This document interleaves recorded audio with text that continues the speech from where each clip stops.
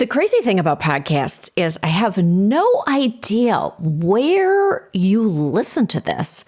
Maybe you're sitting in your car looking for parking. Maybe you're at the gym being inspired by me to do another 10 minutes on the treadmill. Maybe you're on an airplane looking like an absolute slob while your plane is sent back to the gate because for some reason that never seemed to happen when Pete Buttigieg was in charge. Your flight simply cannot take off. And you know what? It is your right to look like a slob on an airplane. I beg you, please. I mean, this is very important. You have to keep your shoes on. That is non-negotiable. But if you want to wear sweatpants, I'm cool with that. Sweatpants are kind of fancy now, which is why I have some serious choice words for current transportation secretary and former Real World star Sean Duffy, who has recently made it the sole purpose of the department to get people to dress nicer to travel like it's the 1950s. When people also smoked on airplanes. Anyways, that is currently the number one priority, not like flight cancellations, not the tragic accidents that seem to be happening alarmingly often under his tenure, not preparing for the upcoming wave of holiday travel. No, he has a huge problem with your leisure wear, folks. He wants suits and everybody's in a fedora like you're cosplaying as Frank Sinatra back in 32B.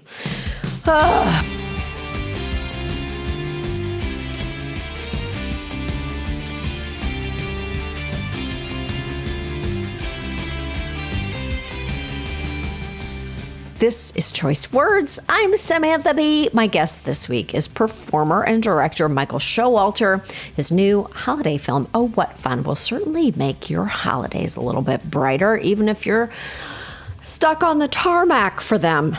And of course, speaking of the holidays, and we have to, I just added spring dates to my How to Survive Menopause tour, and they make excellent holiday presents. I'm just saying. So go to samanthab.com to see if I'm coming to your neck of the woods. Until then, take a listen and make good choices.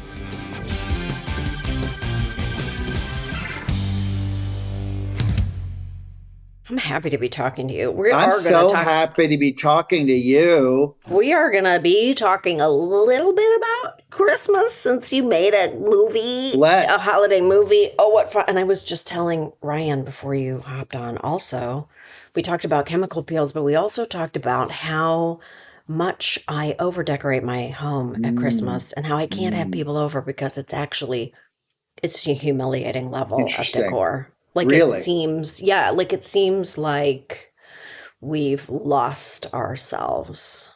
Right. Like it's like a hoarding version. Like a hoarder. There's a hoarder element to it. There is. And because we do hoard Christmas decor and then we bring it all out. Like every year. Our closets vomit Christmas into our common spaces. Yes, because nothing can ever be thrown away. It can't ever be thrown away. And then we have multiple Christmas music boxes with like Ferris wheels and like the moving parts, and it's all just going. And we just live in it like it's normal. But you would have a seizure. Where do you live? I live in New York. Oh, you live in New York. And then we have a house. In an apartment? In an apartment, but then we have a house outside, like an hour outside town, which is where we really... That's where the Christmas happens. That's where it happens. That's where you puke Christmas, you said. We do. Yeah. We do. Now tell me about what do you do at the holidays? Are you similar? Do you go ham? When I was growing up, we were a very big Christmas family growing up. Okay. Kind of like what you're talking about. Yeah. And my wife, who is we're both like Jewish moms, not Jewish dads. She grew up not celebrating Christmas and sort of isn't into Christmas as much as I am. So we do a tree, but we actually use the Christmas break to go do some real traveling. Oh, you do? So we're often out of the country on Christmas Day. Okay. And so I know. That's great. Yeah, That's great. Yeah. Because, you get like this very long break. Yes. But It's perfect. if you stay wherever you are for Christmas, then by Yeah. the time you're done with Christmas, you don't have that much time to actually travel. Yes. So It's true. we take a kind of a 2 week real vacation over that holiday. So we tend to be like somewhere random on Somewhere Christmas Day. random. And you have to choose, you have to select perfectly to get like weather that is compatible with a good long vacation. You have to be Yes. strategic. Yes. Strategic. And it's hard to Yes. go to a country where they all shut down over. Oh You yeah, can't go to a, which most of them do. yes. You can't go So to France. No no, one's but at well, like work. right. Well, exactly. So we did Japan. Great. We did Great. yeah, and what's interesting too is you get to see some of the interesting customs in other countries that they have on the during. So we went to Japan, um, where we learned that Christmas Eve in Japan is sort of like Valentine's Day. What does that, what do you mean? They said to it, you'll notice everywhere you go, you'll see couples. Okay. So I'll get this wrong, and hopefully one of your listeners will correct me or something. But um, essentially, Christmas Eve is sort of like it's Valentine's Day. You go on a date, Oh, you spend money on the date, you go to a nice restaurant, you get dressed up. Outside the jewelry shops, the lines are very long with couples where it's a young man buying jewelry for his girlfriend or whatever. So it's like a romantic day. So everywhere wow. you look, you see couples Really? strolling, um, standing in line to buy flowers or a jewelry, whatever, what have you. So that was interesting. That's really interesting. Do you Mm-hmm. think that it has like a deep, does it have like a deep meaning and is very traditional, or is it a little bit like here where it's kind of feels a commercial, feels very commercial, and it feels There's like, a commercial aspect to it. It's kind of yeah, they're having fun with it. I think. they're having fun with it. I think so. So anyway, I so yeah, That's cool. and Or do you have a big this year do we're you have a going. big Yeah, we're going to go to Iceland, where there will be like 3 hours of daylight. We're going to have like no daylight. It's going to be dark the whole time we're there. But That's very cool. it's fun. Like I said, it's fun to kind of see how other people live and to see what it's like in a totally different, a strange place that you've never been before, and just kind of sink into that rhythm or whatever. That feels like a quite a magical place Yeah, to spend. I've been Yeah. dying to go there my whole life. Have you not been? I've never been to Iceland, and it Yeah, feels like I can't believe I've never been there because it's yeah, really relatively close yeah. to New York. It's kind of a quick flight, It and it is is very appealing. very. And, they love their little like fairy forests with like all Yeah. the little doors and the nooks and crannies. And I think that would be, Oh yeah, I yeah. think that would be amazing. It's a good place to go during the holidays. I think too. I think so. I want to Yeah, meet 800,000 Bjorks yeah. all in one place, Yes. and I want them to guide me. Me too. Me too. I think in another life I would probably be very happy living in Iceland. I bet. I bet. I hope you like pickled fish. That's the one thing I've heard. I You like like pickled more fish. pickled fish? Do you do? Come on, then you're good. Yeah, I You're like pickled good. fish. I like You're pickled fish. good. I want to say before I ask you about choices in your life that you made the choice to work with Michelle Pfeiffer, and I think that's really brave. I know. I know. I Wow, you're a know. good person. I You're a good know. I person know. for letting her be in your movie. I know. I know. Well, her audition was just so good. You know. Ugh, this one time. Yeah, her audition was so good, and then the callback was really good. Okay. No, I Okay. mean truly, like no joke. I've loved Pfeiffer my whole life. I followed her career Yes. since I feel like since day one. Yes. What was her first movie? I just feel like she Well, she's in Greece. jumped. She's in Greece She's in too. Grease too. That's right. She's in Grease too. If It's I'm not mistaken, and I'm not going to go Google it right now, I yeah, no, think me she's neither. in. So I one of my very first movies that I loved was Animal House. Yes, And there of was a course. I feel like I have to Google it now. There was an Animal House TV show called Delta House. Oh, And I think it's possible that Michelle Pfeiffer was in that show. And I definitely watched that show.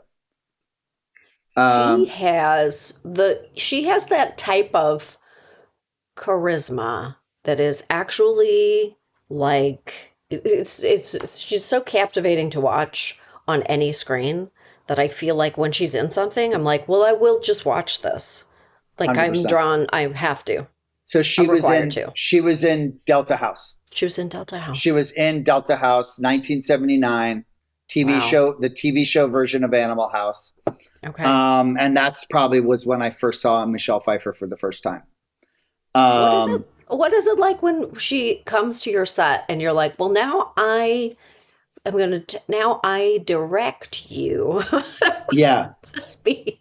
Um, Mm, yeah. By the time we were actually shooting the movie, I had gotten to know her a little bit. And so there was a little okay. bit of like, you know, a little bit of like of a relationship there. Okay. But definitely in the beginning, it, you know, and I hope she doesn't listen to this because she's also very humble and very a real person Right.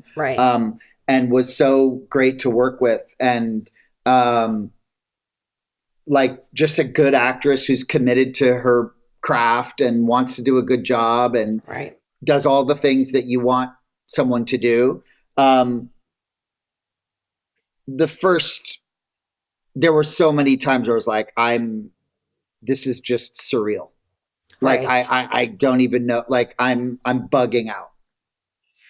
And I feel like you must have had a lot of very surreal experiences in your career. Like, isn't that so oh my god, funny? yes, Isn't it magical when you catch yourself and you're like, I can't believe this is currently, I can't yes, believe and I'm you here. kind of know that you. Well, I kind of know too that I owe it to myself not to, or I owe it to the karma to not like act on that, which may or may not be a good thing. But like, for example, like when we did the screen test or the camera test, you Hmm. know, the camera test where you're like, we're already making the movie and it's just like Yeah, this lens, that lens, da, da, da. sure. And you know, she was there in the camera test and she's so radiant and she's such a movie star and she's Michelle Pfeiffer and there she is and I'm like bugging out like this is so crazy but I didn't say that to her. I didn't Right. say like, you know, can I just tell you I'm like freaking out right now. Like, even though there's a part of you that wants to. There's a part It's of you, hard to, yes, you know, like there's a part of you that wants to fan out. yes, there And is. I guess there's a part of me that feels like the right thing to do is not to. That doesn't mean that I pretend that I'm like, this is normal or anything like that. But like that, I try Yes, not to then act on that because I think that she just wants to do good work and she just wants right. like that. Yeah. She wants to do her job, and she probably doesn't remember making Delta House. It's like, in a way, it's hard. It probably would be hard for her if everyone who met her talked about it because she'd be Exactly. like, I don't, Exactly. it wasn't like the height of Well, and also the my thing too powers. and the thing too is I also want to do my job. And Right, and I don't want to make it all about that. The right. real thing for me was Married to the Mob. The two movies that were Oh, big for me yeah. were Married to the Mob and Into the Night. Do you remember Into the Night? Into the Night. I don't remember that. What is that? Jeff Goldblum. Oh, It's Michelle oh, Pfeiffer and Jeff Goldblum. And it's okay. a kind of an overnight, kind of like that movie Date Night. They have Yes. a crazy adventure. Okay. Okay. And those two movies, I just thought like she's so funny, and she's so just. There's just like a quality there that's just I just was Right. completely smitten Yeah. from She for seems like her. she has a light. She seems like she has like movie lighting inside her Yeah, body. yeah. It's And it true. just beams out her It's eyeballs. Well, you true. know It's what? true. I'm going to say I hope she is listening to this and I hope she feels very awkward right now. Oh God. listening to us talk about her in this flattering way. Um, I think I feel like you, in a similar, I'm not going to bug out, but I do think in a similar way, you've been in my eyeballs and like in my life for Why? so long Yeah, because it's true. We go way because back. we go way back, but like, I watched the state, like you were working and I was watching you with Oh, no promise of ever knowing you or having this conversation. So it is funny when you talk to people who are like, "Oh, you're like one of my comedy heroes." That's unusual for I feel very lucky well, to I right back at you, Sam. now I'm and now I'm going to melt. I'm not going to melt in a puddle in my You're hot so lighting. you're one of the best. You're one of the best in the biz. Oh. Yeah, it's true. It's true. But I love like the trajectory of your career is so interesting to like start the way that you started as like I think of you in like sketch comedy. And I come from sketch comedy too. That's how I like built it was like the building block of my whole career, like of confidence, of the ability to write, of all these different things. And then you've like accelerated in this really super interesting way and you've made dramatic films and you make comedy films and you still perform sometimes, No, right? When's the last time? Oh, not at all. When's the no. most recent time that you were acting on camera? I feel like I acted in a few episodes of Search Party. Okay. That was, it's been a long time. It's That's so been a funny. really long time. I think of Search Party as pretty recent. So that's Um therein maybe I lies. don't know. I don't know when that was, but I I every once in a while will act Yeah. only to be reminded that I don't like it. Oh, that's so interesting. Did you always know?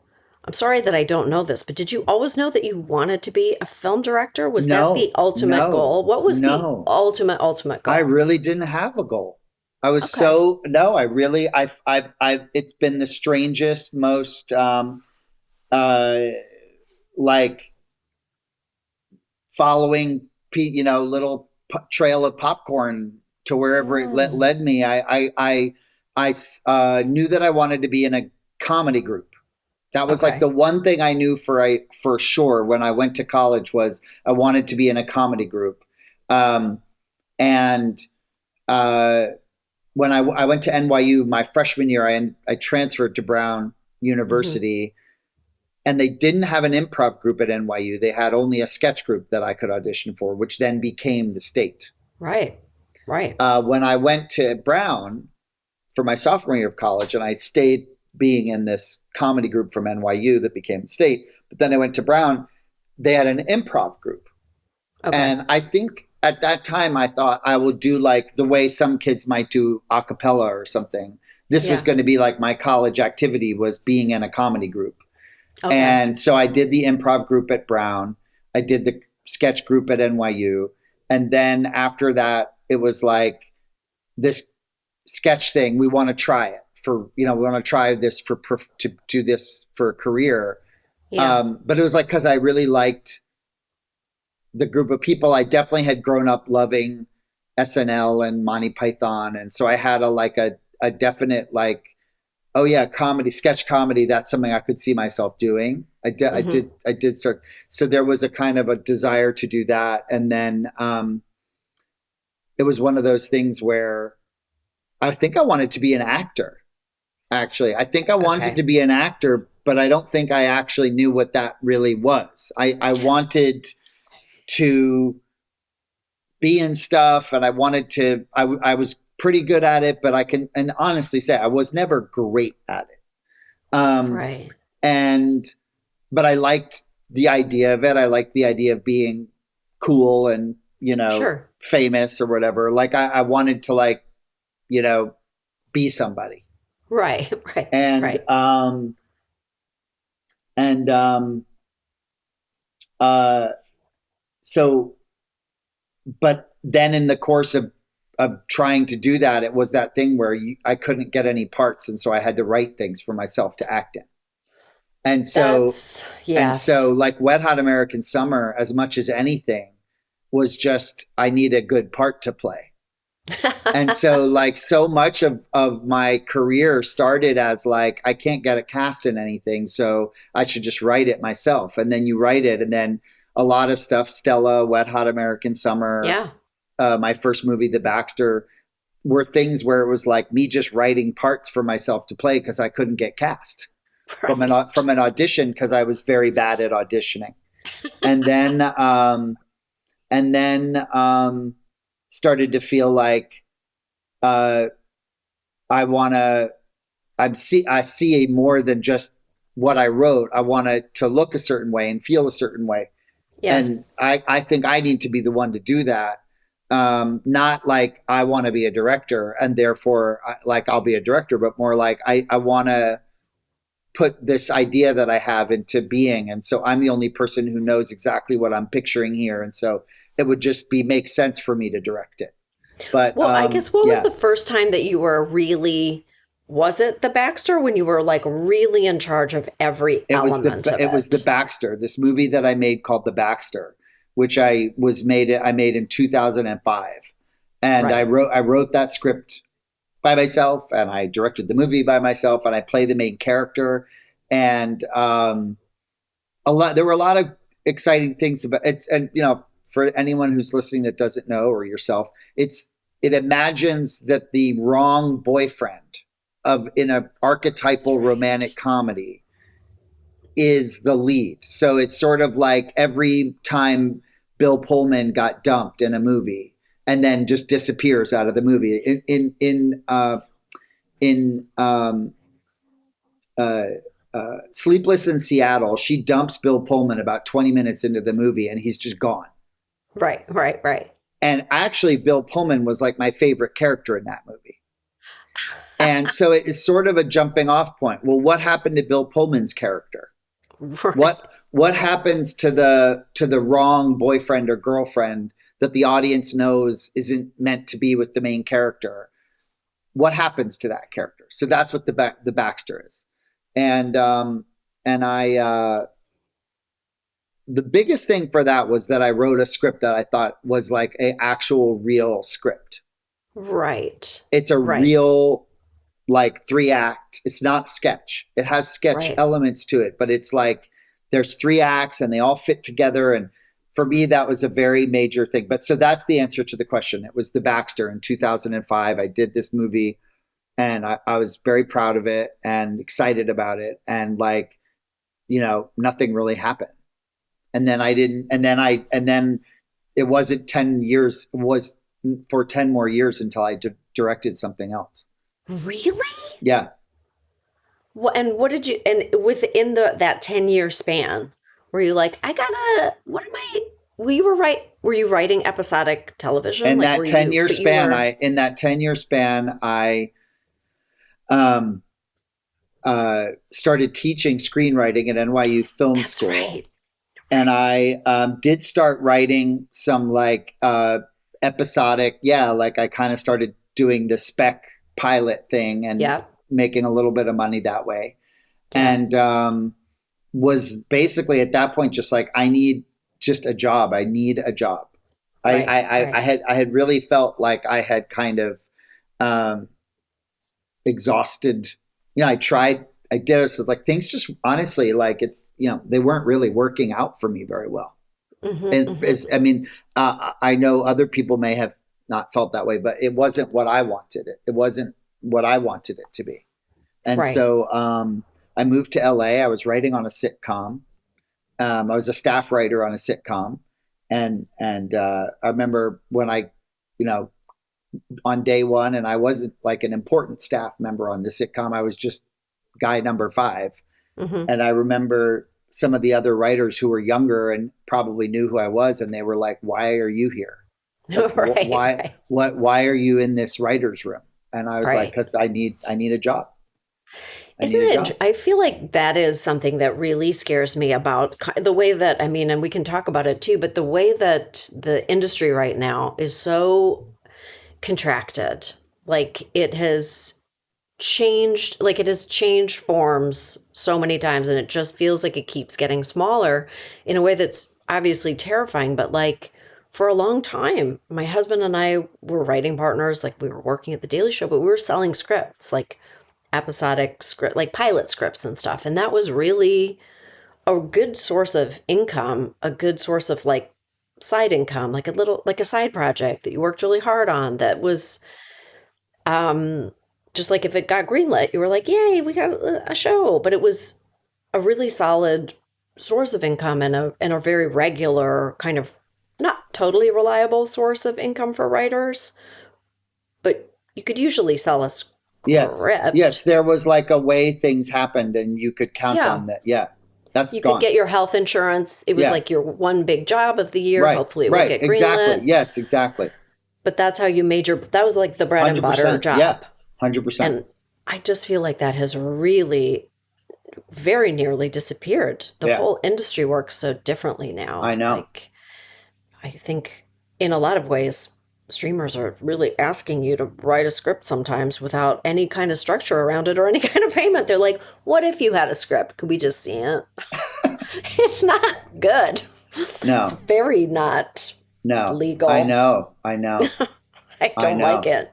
I know.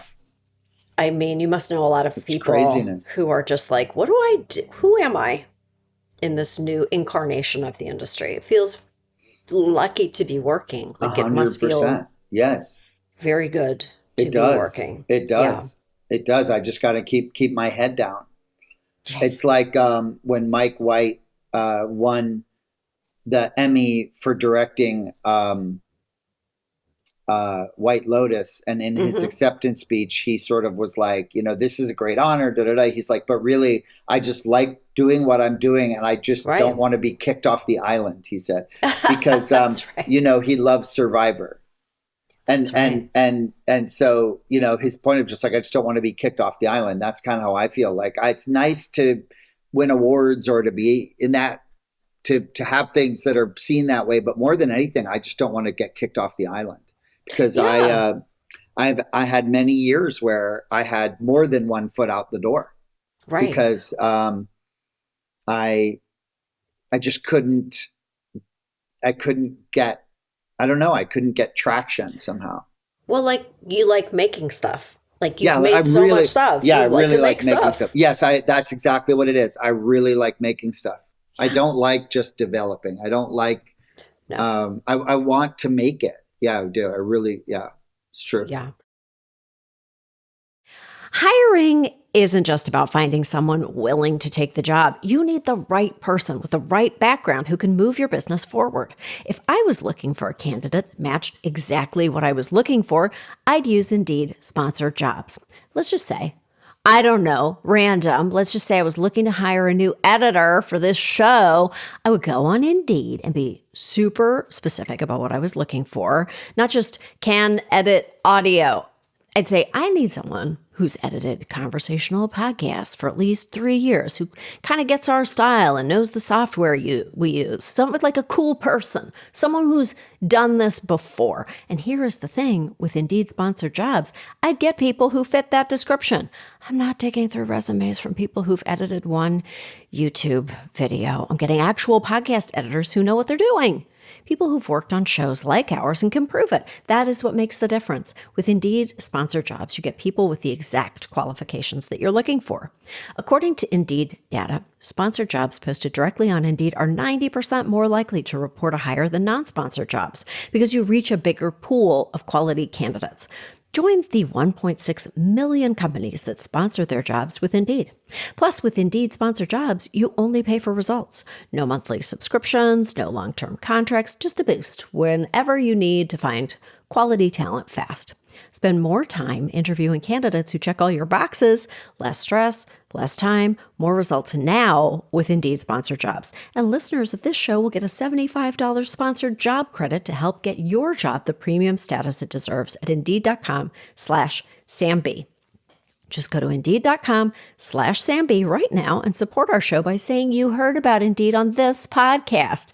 Indeed.com/SamB. Terms and conditions apply. Hiring? Do it the right way with Indeed. You know, it's ridiculous. Food waste. When food rots in landfills, it creates methane, which heats the planet 80 times faster than CO2. And most of that food waste is from our homes. But there is good news. This is a problem we can actually solve. Meet Mill. Mill is a food recycler, and it's the cleanest, easiest way to keep food out of the trash. You just drop in scraps, those sad leftover chicken tenders, the apple core, or the pumpkin guts from your fall carving, and Mill quietly transforms them into nutrient-rich grounds overnight. No smell, no mess, no fruit flies, and you can keep filling it for weeks. You can use your grounds in your garden, or Mill will send them to farms for you. We've been using Mill for months, and honestly, it has changed how I think about waste. My kitchen never smells anymore. Fridge cleanouts don't stress me out, and I love that I'm not taking out a dripping trash bag every other day. Doing something good for the planet has never been this easy, but you have to live with Mill to really get it. Good thing you can try it risk-free and get $75 off with code SAM. Visit mill.com/SamB. That's mill.com/SamB. How do you guide yourself now? Or how do you know, what is your North Star now? Oh.What.Fun? We're talking about that, but what was the catalyst for that? I've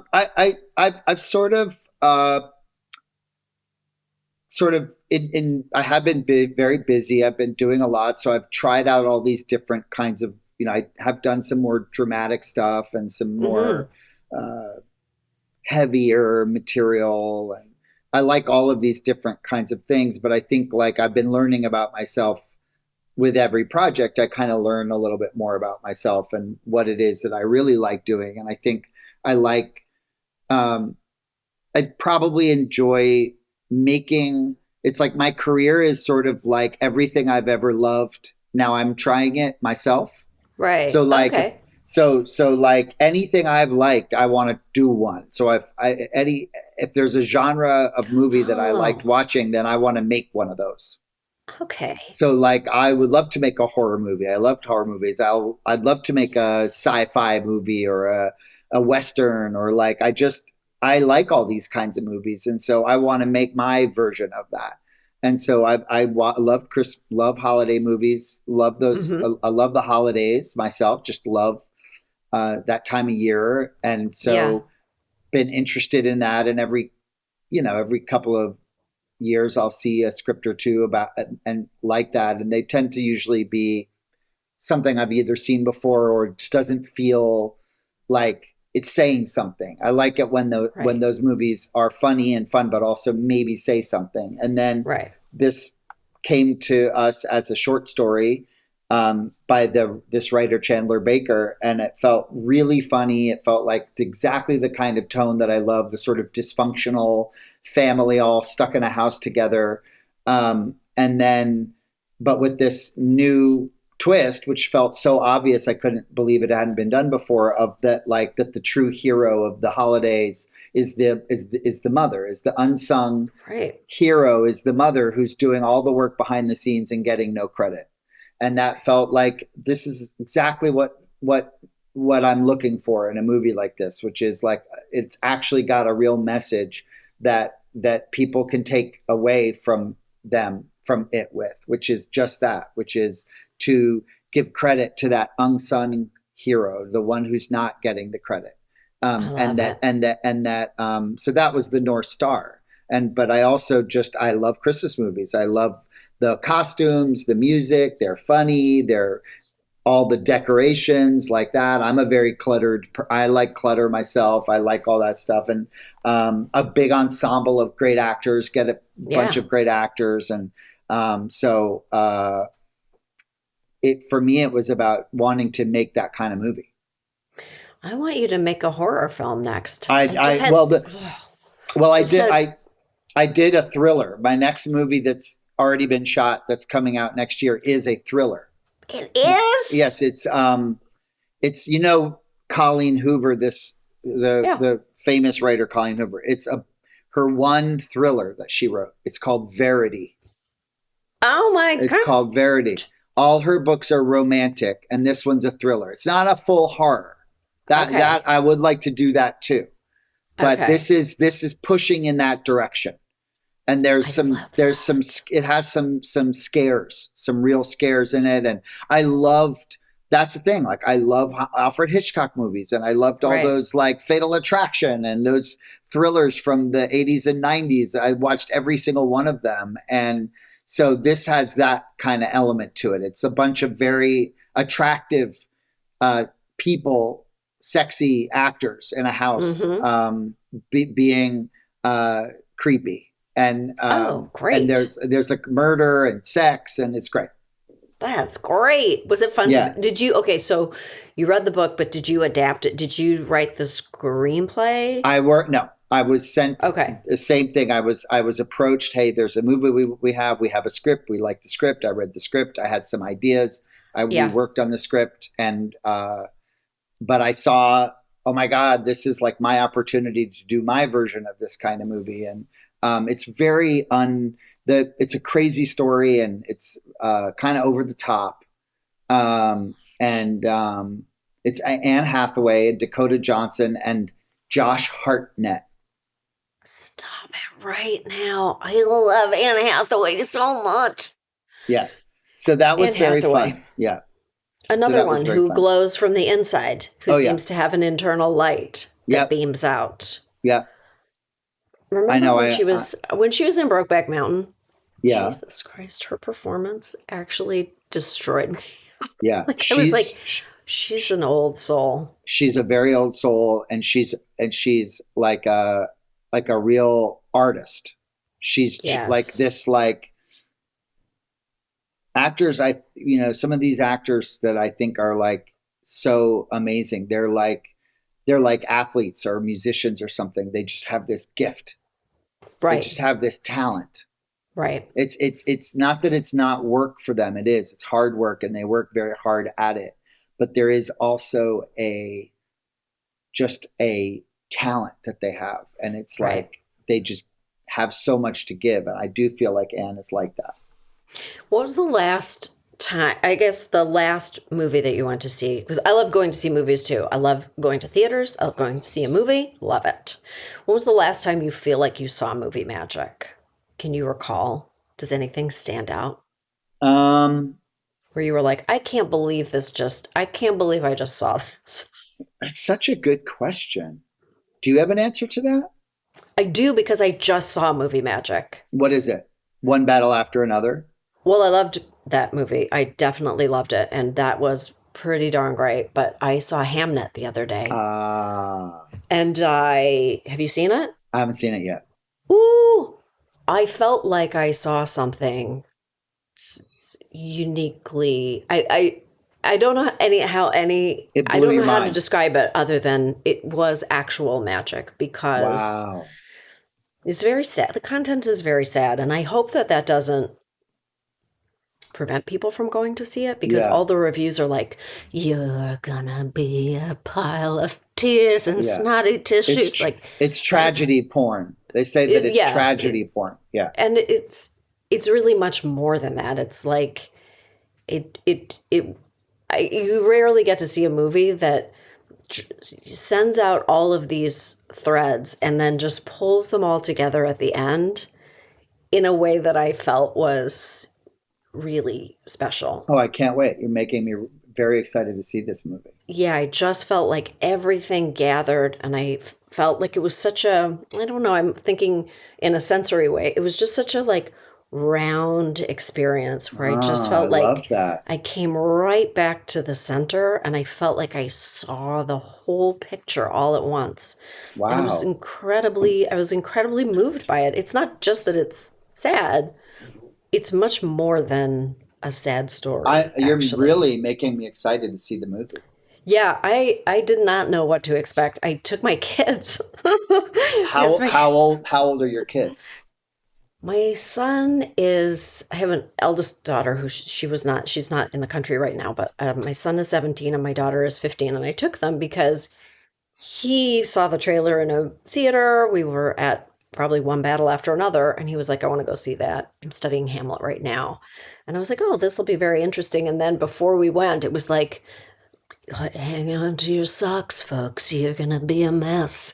A meditation on grief. And then my kids were like, should we go to this? And I was like, we're going to have an experience. I don't know. Just go with What it. theater did you see it in?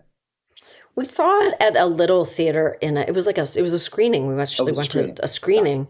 So it was it was Yes. beautiful. Everybody was watching. Everybody was in the Were moment. were any of the people from the movie in this? Like, Yes. I see. Nice. I don't think that they were watching it. But I'm sure that there was like a Q&A or there whatever. was a Q&A after, and it really is it's very special. So that was pretty magical. Very excited to see it. I'm very excited to see it. I have many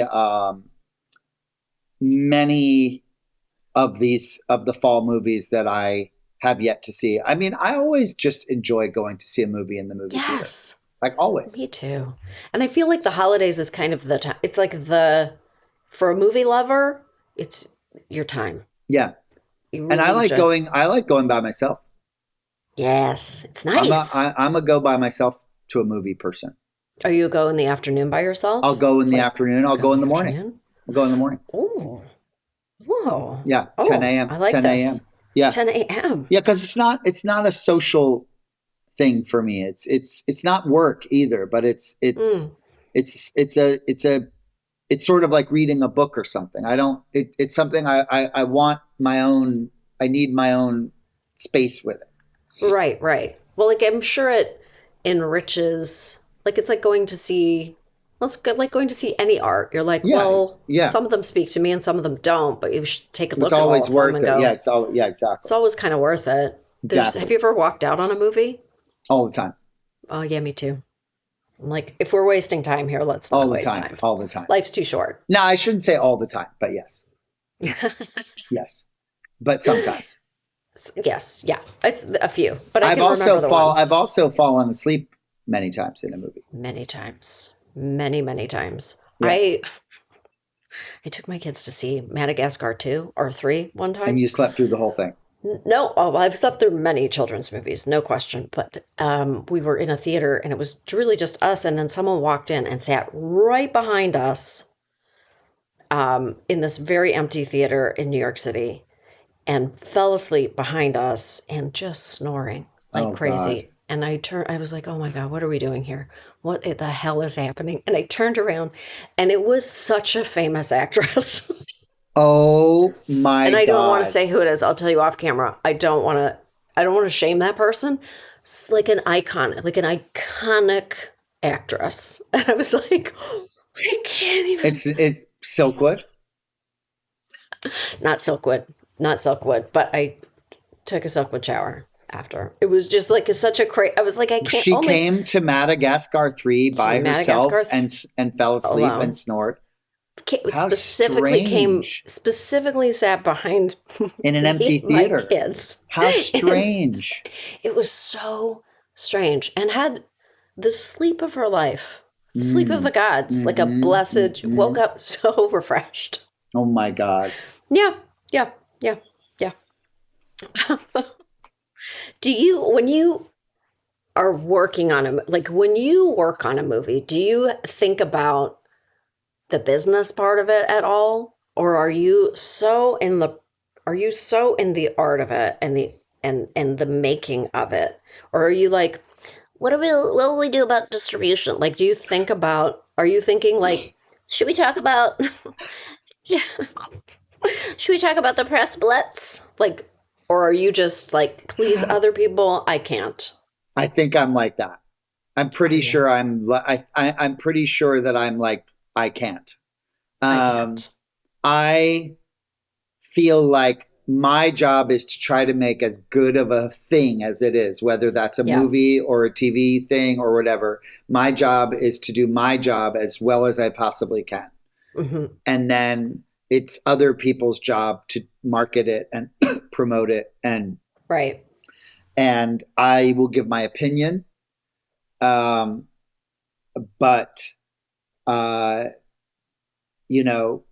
it's not my area of expertise. Hmm. And so I don't think about it. Does that answer your question? It does answer my question because it is Or do sort you of mean like, do I care about that? Yes. no, like, I are do. Yeah. you? Do you, because you go like we're kind of like you walk down the street here and everything is it's wicked and there's everything is pink and green and it's such a like there's so much material everywhere that's like wicked orient and it's and I wonder if anybody who's involved at the artistic level is thinking at all about that in the future. I guess with Wicked, like they just have such a big budget for something like that. But like, I feel like when I was doing my TV show, I was very involved in the marketing of it because I was Uh-huh. like, well, I'm very controlling.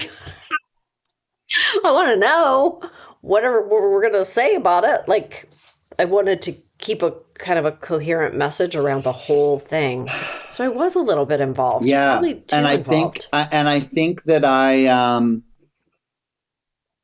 maybe at one point was like that. Right. And some of it is like that, that inevitable thing of like if you're doing a photo shoot or whatever and they're like, put on this hat, and you're like, I'm gonna look stupid in the hat. Like, oh, we'll just do a few in the hat. Always the hat is the one, is that Always. right? So there's a little bit of that, of just like once bitten, twice shy. Yeah. And then but then also, like, as I said, like I just more and more I like try to let go of it. Once I'm done, I try to completely let go of it. It's Right. out in the world now. It's out of my control. I get very, very uh, I'm not good with like the response to my work. Do you pay attention at all, or are you I just like, I go to Japan. Bye bye. I'm I gone. I I know I tend to know what's being said, but I'm not like, so Right. I'm not like people say I don't read my own reviews. I don't read my own reviews, but Right. I know what they're saying. Right. Right. So Right. Right. like I know what's being said, but I'm not sitting there reading every word of it. Right. And I'm Building not. up grudges, making your shit list. I mean, but like it hurts. It hurts. It Yes. hurts. Horrible. And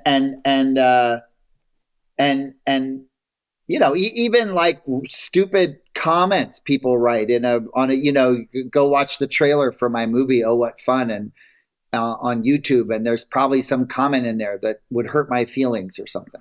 Oh Like yeah. some random person just wrote like, this looks stupid, and I'm like, can't sleep at night. You're Like, like, who is this person? I need to yeah, follow them down. yes, I need to yes, know what's going. yes, yes. Which And church do they so belong to? exactly. And so I'm just trying so hard to let go of all that and just Yeah, focus on what I can focus on, which is my part, which is I make the movie. I try to do as good of a job as I can. And then once I'm done with it, it's just not in my control. And so I'm trying very hard to like practice that.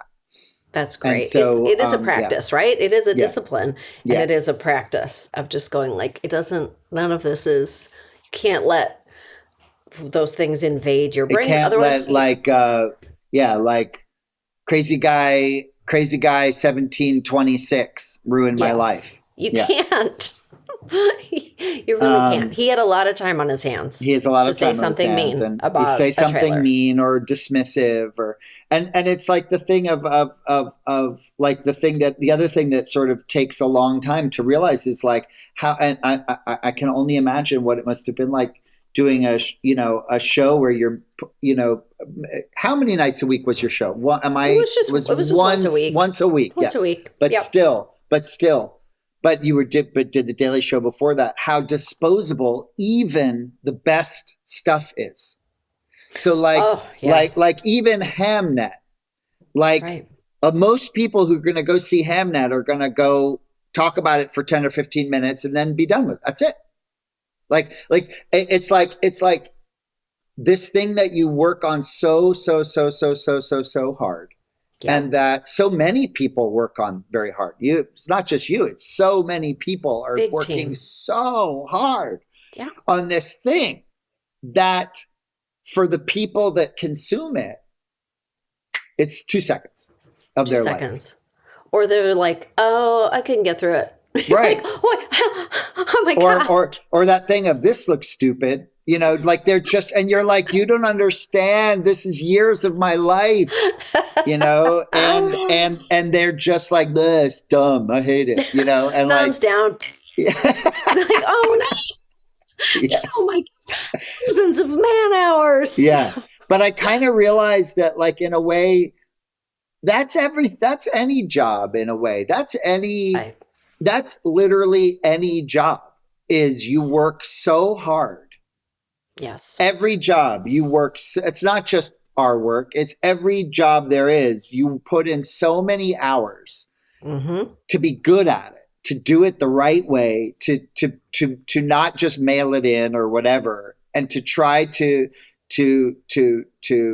bring all of your best self into the work, and that then it's out into the world. It's whatever, but in a way that's actually comforting, because that's just what life is. I actually came to this realization. That's what life is. It really is. Like, it's not about the result. Yeah. Oh my God, you're so right. And I think you're saying what I feel a lot. You're putting words to this feeling of just like, that's why you literally have to enjoy your work. You have to. Because it's just the work. All you do is you have to enjoy doing good work. Even if you don't enjoy the work itself, you have to get enjoyment out of doing it well. Yes. Yeah. And because there's not any guarantee that you're going to get the pat on the back that you so desperately crave. And I'm saying this now because, like, in 1 week, I'm going to be let out into the wolves. That's right. Well, you know what? I'll tell you what. The B. Jones family is going to be parked on an L-shaped sofa, and we're going to be watching your movie in an atmosphere of just Christmas chaos. We'll have multiple carols will be going. It's just going to be like ring-a-ding-ding. I should literally send you a picture. I want you to. I really want you to. We need to make sure that you get all my info. It would mean so much to me to see that. I'll make sure there's a soundscape, because it is it's actually disturbing. I believe it. I would expect nothing less. Yeah. This was feel very lucky to have talked to you today. You're the best. I'm such a fan of yours. I always have been. I hope you know that. Well, the feeling is just entirely mutual. And I think your launch is going to be great, and we're going to love it. And I hope you have a great trip. Thank you, Sam. I hope Iceland is. And I hope you have a wonderful, hoarded, festive holiday. We shall. Thank you. Bye.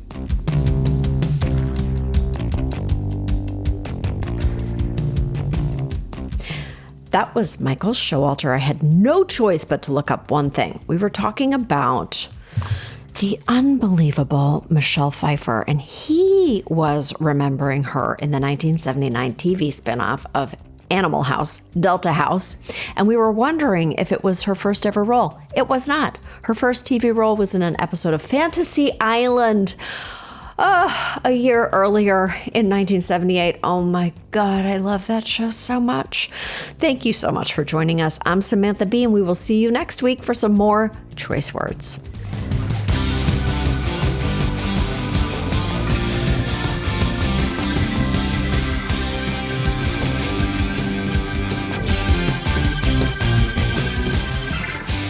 Thank you for listening to Choice Words, which was created by and is hosted by me, Samantha Bee.